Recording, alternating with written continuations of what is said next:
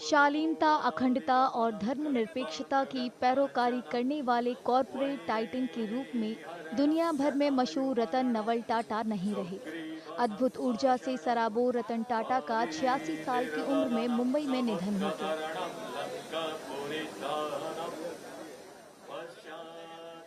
देश भर में उन्हें भावभीनी श्रद्धांजलि दी जा रही है। सियासत और उद्योग जगत के नेता राष्ट्र निर्माण में उनके योगदान को याद कर रहे हैं।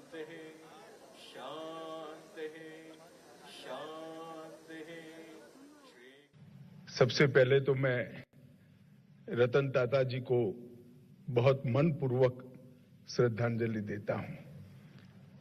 रतन टाटा जी, मेरा उनसे व्यक्तिगत भी गहरा परिचय रहा, परंतु न केवल भारतीय उद्योग जगत के, पूरे विश्व के एक सम्मानीय उद्योजक रहे। टाटा समूह भारत के उद्योग जगत में एक ध्रुव तारा बनकर है, उसमें रतन टाटा जी का बहुत बड़ा योगदान है। His loss will definitely be felt, and but he led a very good life. He is a great role model, and he has inspired millions of people. So we hope and pray for his soul to rest in peace, and the good work that he has done will continue to benefit the country and millions of people forever. We were formed in 1895 by 5 British companies, and the first Indian company to become members of CII was the Tatas. And since then we have had 12 presidents of CII from the Tatas, and in the last 1.5 decades, 3 were from the Tata group of companies. And Mr. Tata had led in his younger days many CII delegations across the world, and really showed us the way how Indian companies' footprints could be spread around the globe. वह 2 दशकों से ज्यादा समय तक समूह की मुख्य holding company Tata sons के अध्यक्ष रहे। इस दौरान ग्रुप ने तेजी से विस्तार किया। ग्रुप ने ब्रिटिश कार ब्रांड जैगुआर और land rover, Anglo Dutch steel company Corus group, London की टेटले चाय और कई अंतर्राष्ट्रीय ब्रांडों को खरीद लिया। No man has embodied the India-UK partnership quite as much as Ratan Tata did. This is a man for whom Bombay and India and London and England were both home. This is a man who created the sense of an India-UK partnership, embodied in everything from Air India, which is back as a Tata airline, to JLR, Jaguar Land Rover, to the Taj Hotel, to Tata Steel, to indeed everything, including industries of the future. Ratan Tata ने 1962 में Cornell विश्वविद्यालय New York से architecture में BS की degree ली। इसके बाद उन्होंने पारिवारिक बिजनेस में कदम रखा। उन्होंने शुरुआत में ग्रुप की कई कंपनियों में काम करने का तजुर्बा हासिल किया। फिर 1971 में national radio and electronics company के प्रभारी निदेशक बने।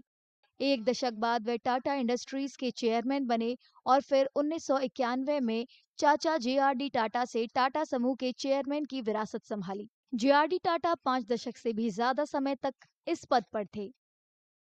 इसी साल भारत ने अपनी अर्थव्यवस्था को खोला था। उसके अनुरूप 1867 में कपड़ा और छोटे व्यापारिक फर्म के तौर पर शुरू हुई कंपनी नमक, स्टील, कार, सॉफ्टवेयर, बिजली उपकरण से लेकर एयरलाइंस तक की दुनिया की अग्रणी ग्रुप में शुमार हो गई।